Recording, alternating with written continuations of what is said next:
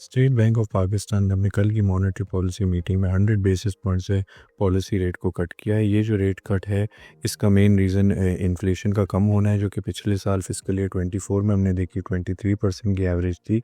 और दिसंबर में नंबर 4.1% का आया और इस साल की एक्सपेक्टेशन है कि एवरेज इन्फ्लेशन अराउंड 7% की होगी। उसके साथ साथ हमने ये भी देखा कि जो करंट अकाउंट था वो हमारा सरप्लस में था, mainly because of remittances, improve remittances, और साथ साथ उसके जो है स्टेट बैंक के फॉरेक्स रिजर्व भी जो है on an upward increasing trend रहे, जिसकी वजह से स्टेट बैंक के पास रूम था रेट कट करने का टू फॉस्टर इकोनॉमिक। जो डिसीजन था ये ब्रॉडली एंटिसिपेटेड था, मार्केट एक्सपेक्ट कर रही थी, और जैसा कि हमने अपने वेबिनार में भी बताया था, इन्फ्लेशन रेट कम होने की वजह से और एक्सटर्नल पोजीशन बेहतर होने की वजह से स्टेट बैंक के पास रूम है रेट कट करने का, जो कि पिछले साल हमने देखा था was as high as 22% and is now at 12%। हमें लगता है कि going forward further rate cuts भी आएंगे।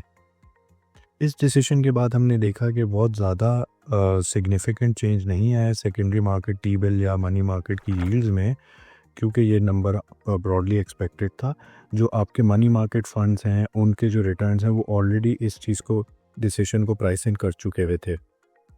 हाउएवर फर्दर रेट कट्स की जो क्वांटम होगा और उसकी टाइम होगा उसके हिसाब से सेकेंडरी मार्केट यील्ड्स अफेक्ट होंगी गोइंग फॉरवर्ड। हमें ये लगता है कि जो हमने मनी मार्केट फंड के रिटर्न देखे थे 22-23% पिछले साल में, वो इस साल इसी रेट कट के साथ साथ कम हो। जो इन्वेस्टर्स लो रिस्क कैटेगरी में रहना चाहते हैं उनके लिए तो money market funds are very optimal investment vehicles, जिसमें लोग अपने फंड्स, एमरजेंसी फंड्स भी पूल करके सेव कर सकते हैं एंड दे कैन एक्सेस।